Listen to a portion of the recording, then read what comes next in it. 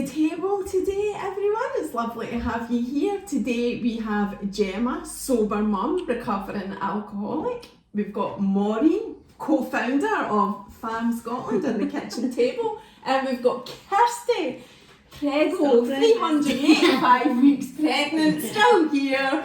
Blogger of Honest Kirsty and everything that is mental health and postnatal depression. And me, Mhairi, also Femme Scotland and co-founder of the kitchen table. Today we are chatting specifically with Gemma, who I said is already recovering alcoholic, sober mum. We're going to have a whole chat today about alcohol and the effects of alcohol. But Gemma, tell us your story so far.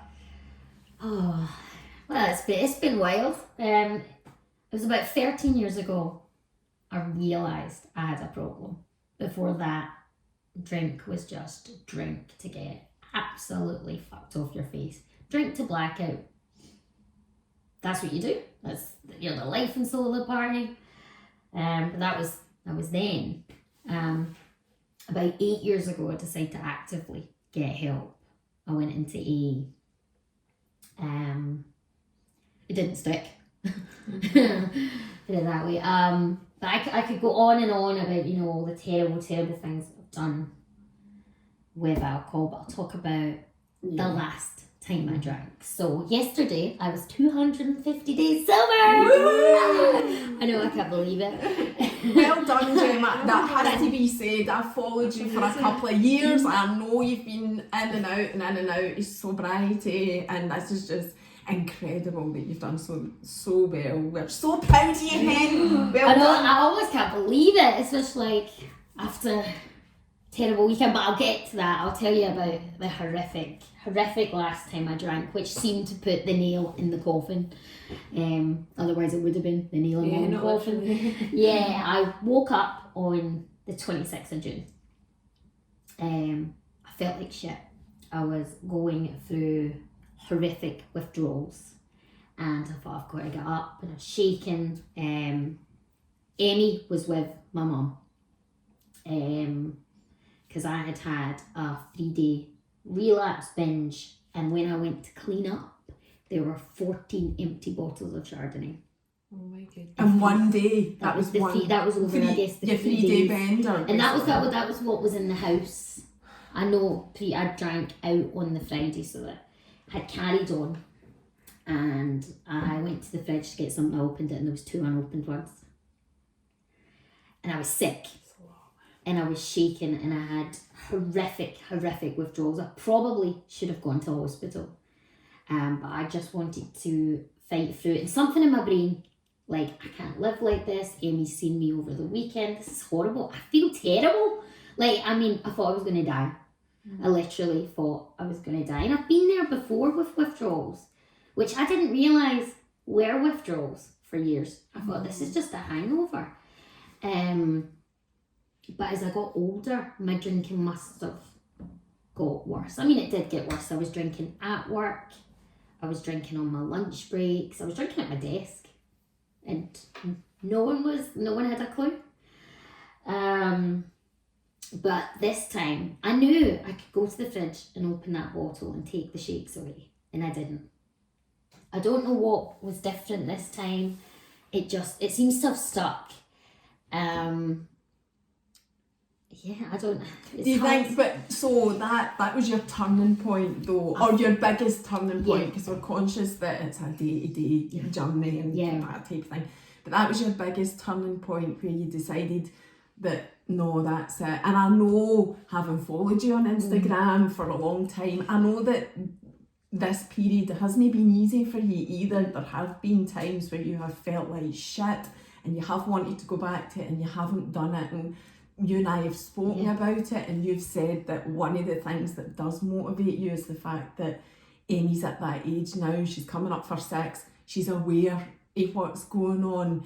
And I think for you, that plays a part. It does, and even for a 5-year-old, we talk quite honestly about alcohol now. I used to hide it. I never did that, this is mummy juice, which is something that absolutely drives me bananas. But we talk about it now, because she'll go, yeah, there was that time you were a bit crazy last night. she says it like that. And I was like, so now we've kind of started to talk about it. And outside our flat the other week, there was like a fight. People were screaming and shouting, blah blah blah. And I was like, oh, they've had a few drinks. And she's like, yeah, they've had alcohol. And I was like, yes, but I don't want to. I mean, I am not anti-alcohol, like at all. I would love to be able to go out and have a civilised lunch and a nice bottle of prosecco, and not forget the next 5 days. And that's what I would do. Or get lifted, or get the jail, or wake up with someone, or wake up with someone's name on me, or a new hole put through me. You know, something like that, or a stupid purchase, or something. You know, just something like that. I would love to. Like, I don't hate alcohol. I almost hate that I can't get involved, but I'm getting better with that. But there are days we'll go out for lunch, go out for dinner. And I'm like, right, I'll have this. As long as they've got a good selection now, it's a wee bit better. But when it's not, and I'm looking, she's having a glass of Chardonnay. She's having, you know, a vodka. Yeah, you do that comparing thing. And you see everyone sitting out in the sun and having a nice drink, but you don't see them at 11 o'clock that night where, you know, she's got a hole in her tights and she's thrown up in the gutter. You don't see that. My brain doesn't say that. Because even Sunday there, I was completely frazzled, and I sat down. My brain went, go on, go get a bottle, just go down to the shop. I could hear like the wine witch right at the door, just going, come on.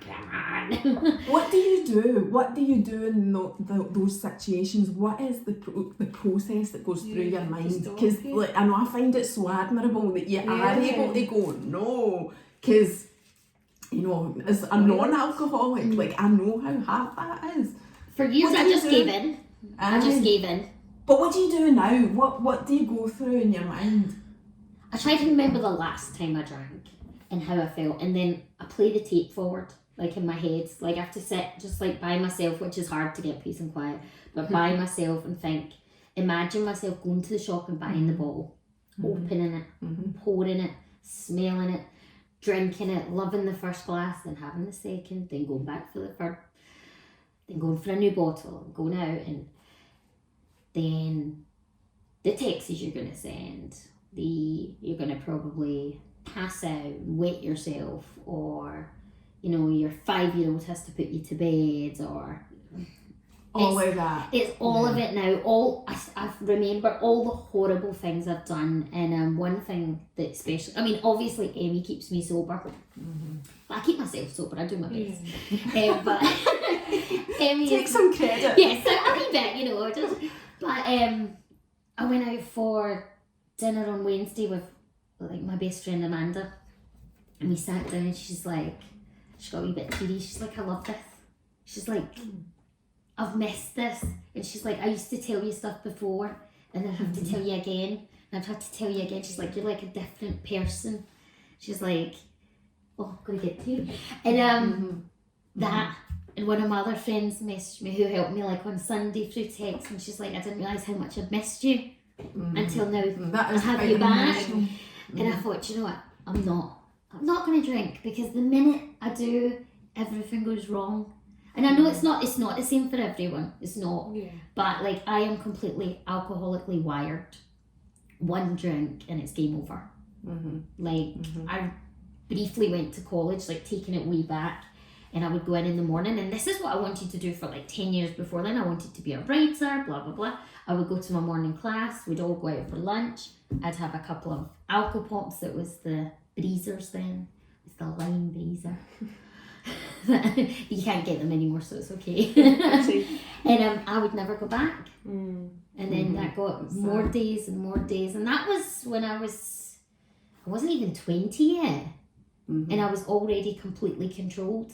And I remember times now of high school of having a bottle of vodka in my bag. In high school.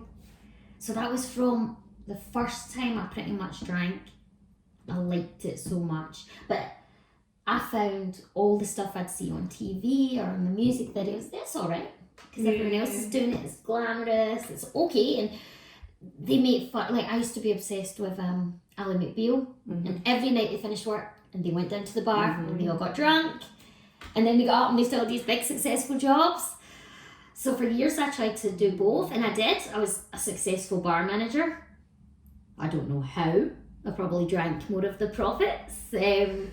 But you could, and you're not supposed to drink behind the bar here. But I certainly did, and it was very encouraging that, everyone else was doing it, and that's what you did. I've had really good jobs, really successful jobs, and I've lost them all through drink. Not necessarily not getting caught drinking at work, for somehow I managed to disguise that for a long time, but just not going in the next day, not contacting anyone, so much that like the police come to your door and do a welfare check because you're not called in. I'm like, I thought I was, I had today booked off holiday. There's only so many times you can do that before they go, fuck off, love, or you message your boss and tell them how much you don't like them. Oh God. And absolutely, I think my words were, you're a fucking psycho. So I didn't go back, and I really liked that job and I really liked her. But that's like what alcohol just does to me. It just doesn't agree with me, and I can't moderate it. And if people ask me now, you can say, would you like a drink? No, I don't drink. First they look at you like you've got like antennas coming out your head, and they'll be like, I can't have one, so I have none. Or I'll go into big detail and say I'm a big raging alcoholic. Would you like to know more? Can I tell you more? That's enough to shut up then. I mean, I know how hard it is. I've shared, I'm only 7 weeks off it. I'm not doing it permanently, as you know, but you've taught me so much about alcohol. And I know that with us being connected, I don't do it now. I don't go, Mummy's having the G&T, because I'm so aware of you seeing that. And I just think, I'm just not going to do that to you. I'm just not going to put it in your face any more than it's already in your face, because you told me you educated me on birthday cards, Mother's Day presents, Christmas jumpers, Prosecco, ho-ho, notebooks, bath bombs, and candles, gin and tonic candles, lovely. And now I'm like, and I think I've got what you call a healthy relationship with alcohol, though I could tell you some crazy stories as well, but now I'm totally aware of it. I see these things and I go, poor Gemma, she'll see that and that'll trigger her, and do you know what I mean? It's just unreal. But it's also just it's consumerism with alcohol. It's just like, I have a very different perspective on this. I think it's because culturally we're different. Like, I mean, there are alcoholics in France, just let me say that. But the relationship to alcohol is very different. I feel like there's a coming of age thing where, you have your first drink, and that's kind of like part of the ritual of, I'd love to say that, I had my first drink when I was 18. That's not true. But you know what? I feel like in my family, so my parents have, when I was with them and when we were growing up, they probably have like a couple of glasses of wine with lunch, and maybe 1 glass with dinner. Now that they're just the two of them, they're probably a bottle between the two of them. But I would never say they're alcoholics, and that's not. I think you're right with the relationship probably defines more than the amount. Also because we're all built differently, and I think we just process alcohol differently. But they don't need it. Like if one day there wasn't anything in the house and they're just too tired to go out, like that'd be fine. They'd just be on water. So there's that. But I feel like here, since I've been here, like when I first came, it was the sport of drinking. And I remember like driving through London in a cab, and we were at a red traffic light, and we were just outside I think it was a nightclub. This woman came out, threw up, and went back in. In my head, throwing up is traumatic as it is. So it's like, that's me done, I'm going to bed now. But it's the sport. And then I realized just through talking to colleagues or seeing stuff. That's a tactical chunder. That's what that is. That's so you can drink more. That's what we do. Like, you take the shot, you go throw up, you come back. And You have That's 4 it. more. I have more, yeah. For me, that was a big shock. But it's everything that comes with that. Like, I think I had other colleagues where there was this guy who was a dad, and he was like, oh, well, I'm just kissing my son goodnight, and then I'll see him on Monday. And I'm like, oh, are you off for the weekend? I'm like, no, I'm going on a drink binge. bender. Yeah. Well, in Scotland we call it a bender, bender, right? Wow. Like, well, okay. Like, I think we would phrase it differently. That's the only time I ever say we as French people, by the way. But I feel like that's food and drink is one of the most culturally different things that we have. Yeah, right? you definitely Do have you think better food. we're a bit like 100%. too not indulgent? That's not the right word. Like, so if somebody's got a week, say like we're off at the weekend, you can guarantee 90% of people are getting fucking hammered. Yeah. So is that different in France? Yeah. Okay. You would go on a Friday night or on a Saturday night, but it's more the enjoyment and the idea Not of the being alcohol. together. Company. It's not it's never like, unless there's a problem, it's never for the alcohol. It's for the gathering, it's for the sharing, Enjoying it's for the people's enjoyment, company. it's for the so Although I do feel that's changing a little bit with younger generations. Because they say they're not drinking as much. And I know loads of pubs in the town are struggling and nightclubs are struggling because 18-year-olds are just like, it's too expensive. And I Yes, don't think they were extortion. like us. We used to get hammered. Like, And the people I don't know our if they're age still doing now that. are still doing it. The people that I went to high school with, some of them, they still like, bank holiday weekend, wasted the whole weekend. And whereas my age and older, you tend to be at home and drinking. But I'm thinking like even, okay, they experiment when they're like 15, 16, they all do. But by the time you're seeing like the 18 to kind of 20, mid-20s, they're all in the gym. They all actually, they do health and wellness and they mean it. They don't have a health and wellness page and then go out of the weekend and post 50 pints and the 20 shots they took. And this is me passed out, hungover the next day, and then back to it Monday. I'm on my, here's shakes. Because that to me, alcohol is not health and wellness. I mean, no.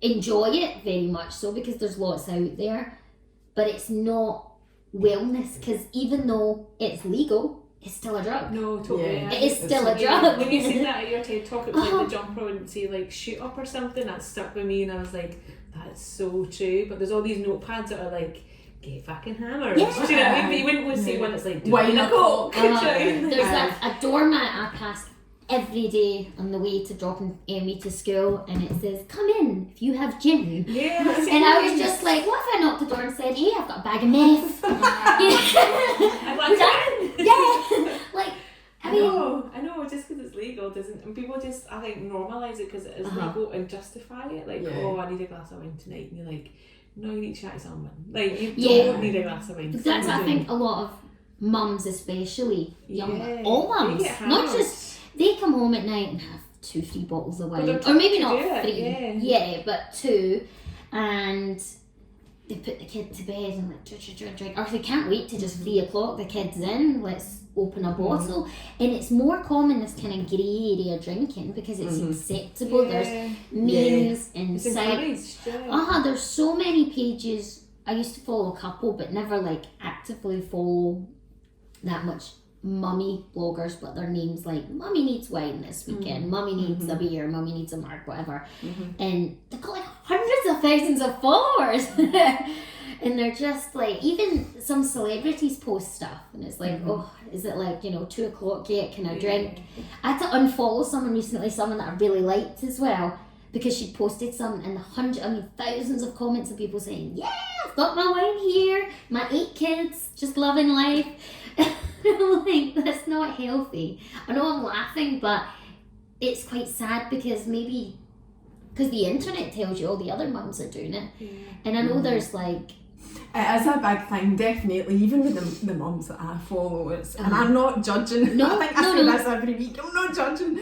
I'm not. But there are, you see them say, it's mummy's wine time and all this type of thing. And for me, with my 7 weeks off, there's loads of reasons why I'm just trying to go through a dry spell. I have said I'm not doing it forever because I like to think that I can go out for a Saturday lunch or a wee night out and have a few cocktails and Prosecco and go home. I've never been the type of person that would go and vomit and start again. I am like you, I must admit. If I vomit, I'm like, I'm going home.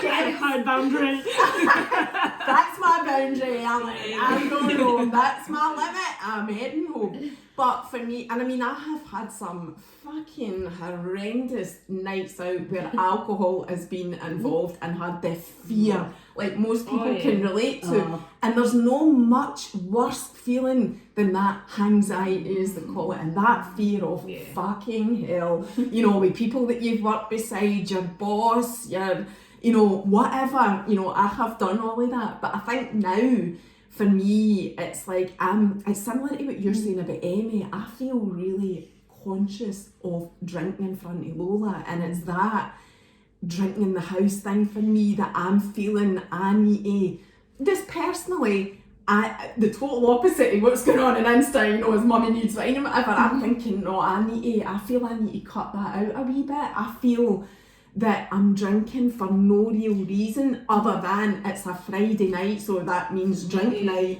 And I've tried to stop that. And what I'm doing now is drinking stuff like, you'll laugh, I don't usually drink this. I drink water and herbal tea and, you know, coconut latte. That's what I drink during the week. But see if I'm getting a can of Bar's limeade or soda cream, what's it called? American cream soda. See if I'm getting a can of that on a Friday night, and I'm like, whoa, this is banging. I know, sugar wise, 100%. Aye. But I just think, but it's better than having alcohol. But at the moment, as a replacement, I mean, I don't like these non-alcoholic replacements like Schlor and whatever else. Some people do, but anyway, it's working for me, and I'm thinking I'm going to try and live like that now. I'm getting older as well, you know, that does cause you to age, alcohol and whatever. So I'm just trying to be, I suppose, more health conscious, and I have got a lunch planned for a couple of weeks, and I'm like, yeah, I will have a cocktail and a Prosecco or whatever I'm going to have, but I just feel now I don't need to be having a drink in the house just because it's Friday night, just because it's Saturday night. It's like you say, you can sit with your pals and have a chat without getting hammered. So for me, it's just, let's see if we can do this, Mhairi. No, but do you know what made me laugh? I was thinking of a story that you said, you know, about, I can't remember your exact wording, but it was like, that's really good, you know, you being Scottish as well and being off the drink. And I was like, was it you that said it? Somebody said that to me about, you know, especially when you're Scottish and being, and it's made me aware as well that in Scotland, we're all regional. I've just suddenly wrote the badge. totally aware that in Scotland we're all fucking raging alcohol mad. We've got really bad relationship, No, but really bad reputation. People expect to come to Scotland and... Well, whiskey's our export, do you know what I mean? It's an alcohol. They're going to think you're all steaming all the time. I know. They're wearing kilts and swords.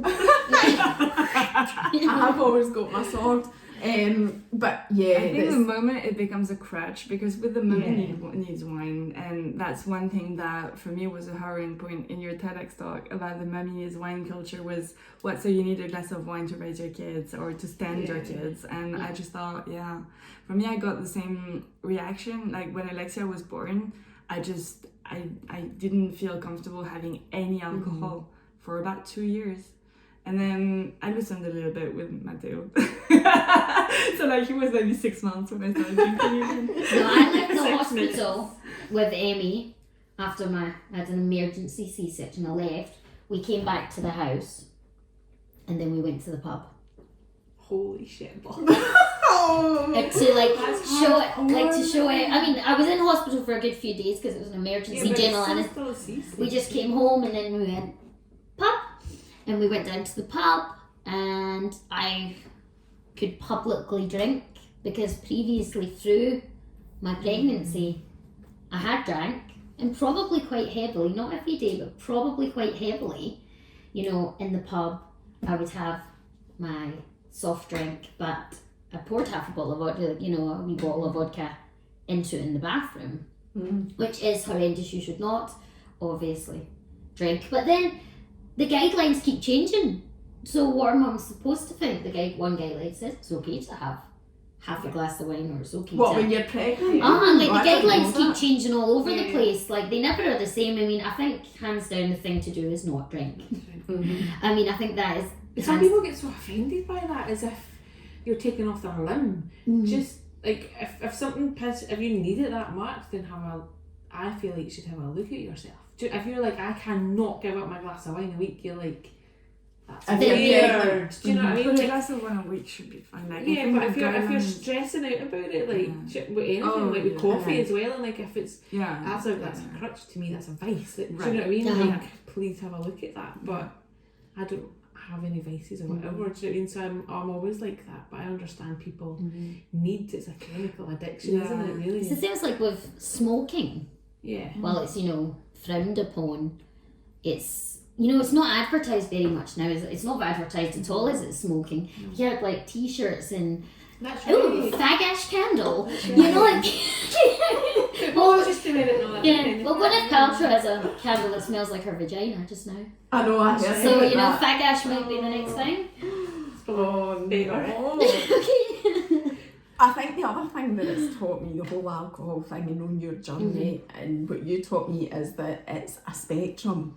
It's like you say, it's, I used to think that an alcoholic was just the old guy that used to live in my village that walked about in rags and spent his life half the time in the gutter. I used to think that's what an alcoholic was, but actually it's not. Alcohol, you can live a fairly normal-ish life and still be an alcoholic because you just can't live without it. And it is a spectrum of, that and the guy in my village that spent his life in the gutter, and there's so much in the middle. And I think it's you being able to stop and say, oh, wait a minute, is this interfering with my life? Have I got a problem? That actual recognition. And I don't think anybody can tell you. You have to. I think people can say, call an intervention, you have a problem, you have to quit. But until you decide yourself, you can't. Because I tried for years and I went to meetings and things, and I knew in the rooms, like in my head I was going, well, I would certainly drink at my 40th. I would certainly be having a drink here. But I'll keep coming. And then I was leaving meetings and going to meet one of my friends and getting wasted. And then going back home and be like, oh yes, I'm 3 weeks sober, I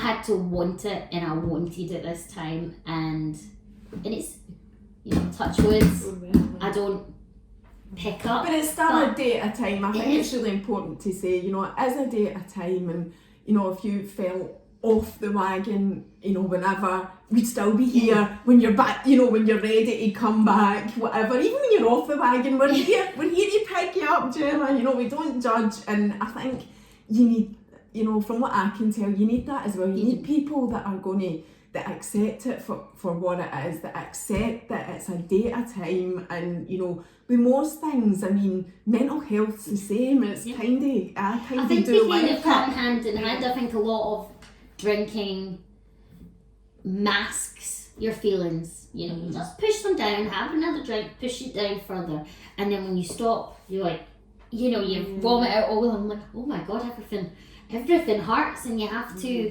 process it. I mean, there's obviously stuff, I'm not in A, so I'm not doing the steps, but I'm doing my own form of therapy, which is what recovering out loud, and I know it's not for everyone, and I talk to people who are having struggles and they keep it to themselves. No one would ever know, and that's absolutely fine too, because that's their journey. But for me, if I wasn't, out and proud, big sight, hey, okay, I would be hiding it. I would be home drinking, hiding it, putting on this facade again, getting up, struggling to get to work, getting through my day, having my wee hip flask with me, and using that to get through the day only till 5 o'clock, where I would come home and have 2 to 3 bottles of wine till I passed out.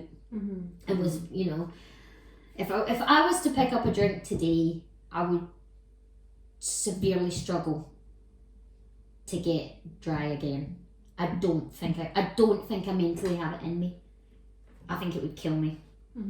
Like, I think that would be it. If I fell off the wagon again, I don't think I could recover from it.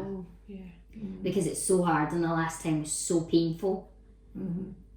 I genuinely I think I would drink myself to death, or I would take myself out. Because I could not do it again. And I know the further away from alcohol I get maybe a wee bit cocky in my brain, and then I get like a drinking dream, and bam, right back there again. You've obviously not been taking accountability, you've been getting too breezy with it. You need to really be careful, because it's one drink, and I would the possibilities are infinite what I could do, you know. So a lot of grounding then from what you're saying. It's very much, just the wee bits I've read about it, and again I've said this to you, it's very much a spiritual journey, and I think it links in. We always end up talking about mental health because we're so passionate about it as well, and there's loads of stuff there that I relate to with what you're saying about being out there, and you know, we've talked about that. I feel like that with Instagram, even although I'm not an alcoholic, I have got like mental health, you know, that I feel that I need to address, and you know, it is that thing about grounding and whatever, but I like to put myself out there as well, because when people come to you for that conversation, it gives you somebody to relate to, it makes it easier to talk about. So I'm with you, and I know everybody's different, they want to, you know, deal with their own thing their own way, and we totally, you know, that's absolutely fine, but I get what you're saying, that it's like your support network when you can reach out and speak about it and share it. I kind of feel like it keeps you accountable as well. Absolutely. So yesterday I was in a horrific mood, and I thought I'm going to keep this in because I didn't want to share it, and I thought, no, if I share it, because I do talk about how I feel, and I felt better because I was like it's off me, like people keep me accountable. I feel, especially if it's like, oh, honest Kate, you have to be honest, and I'm like, well, I do have to be honest. Yesterday was shit, and like people were nice, and it made me process it much quicker. Like, so it was like, I feel much better today. Do you know what I mean? Yeah, it's like, that old story of a problem shared is a problem halved. You know, you talk about it. We always say this about mental health. The more you can talk about it, the more the time and the process goes, and you know, it makes you feel better. And because that's, like you said, that stigma. Although not everyone refers to themselves as an alcoholic, but what you have in your mind, what I had in my mind when I was a little girl, what an alcoholic was, to like, this is an alcoholic actually. You know, there's not a picture of me in the dictionary, but then it comes all shapes and sizes. Alcoholism does not discriminate. No addiction does. I mean, be it like, you know, energy drinks or shopping or dieting or hardcore drugs or candy. Like, it doesn't discriminate. Once something's got you, like, that's it. I remember when you said that you didn't, like, never understood the people who could just get alcohol in their house and not just, like, you know, just keep it and not just and I recognize that. I felt the same, like, growing up with chocolate, especially around Easter, when I would go to like friends' house and they would just open the cupboard and have all of their chocolate eggs like perfectly lined up, and I'm like, it's been 24 hours. Like, why do you still have them? I'm like, no. But also in my family, you didn't eat them. Like, someone would beat you to it. But I recognize that of, if it was open. And I still, actually, on a bad day, I probably still go back to that place. It's like eating your feelings or drinking your feelings or having sex, like, to sort of hide your feelings. Like, you're right, any addiction, it's just that of like, but I did a couple of sessions with a nutritionist, and part of the exercises were mindfulness and consciousness and well-being. And so whenever she was like, you need to diarize whenever you want to reach out for that bar of chocolate, like, just check in and see how you're feeling. I did that for a day, but I got it. I was like, oh. Andres mentioned his mom. Oh.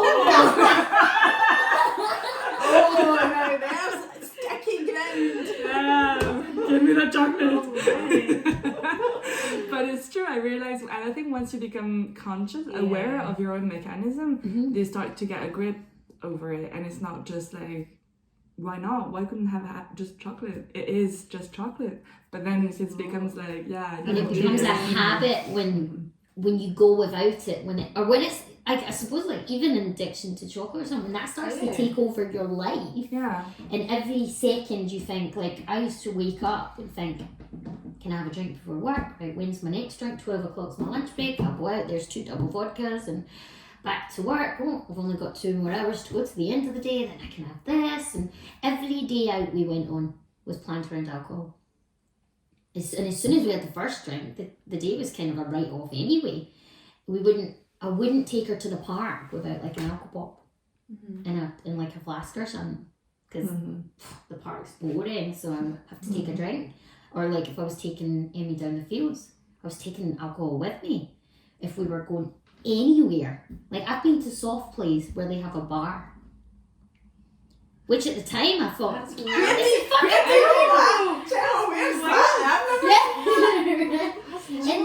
and I spoke about it to someone, or one of the sober things I talk on online. They went, "Oh, that's really common." I think they said down south it's really common, and I was like, to me when I saw a bar, I was like, "Wow, yeah, you can go soft play," but that's really not a good fucking idea.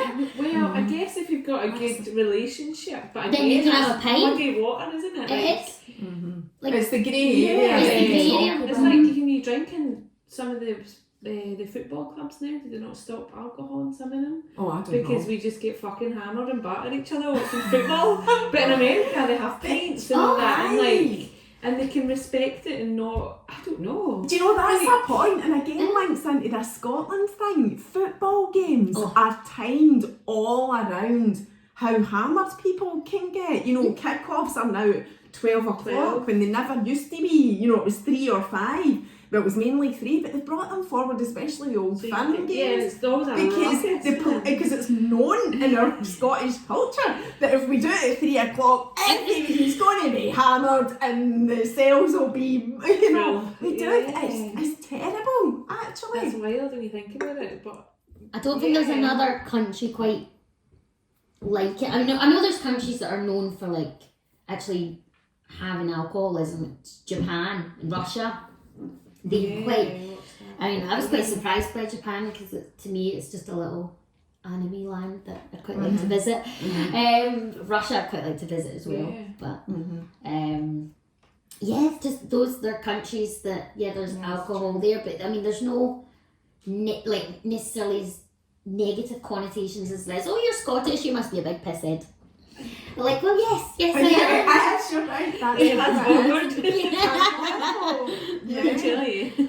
Anyway, thank you so much, Gemma, for coming and specifically talking about alcohol and your issues. It's very brave of you, we have to say that, and I know you share it with your blog as well, but it's so brave. We're so proud of you. Well done. You're going to be one of our regulars at the table contributing. We're absolutely delighted to have you. But thanks for today. Thank you.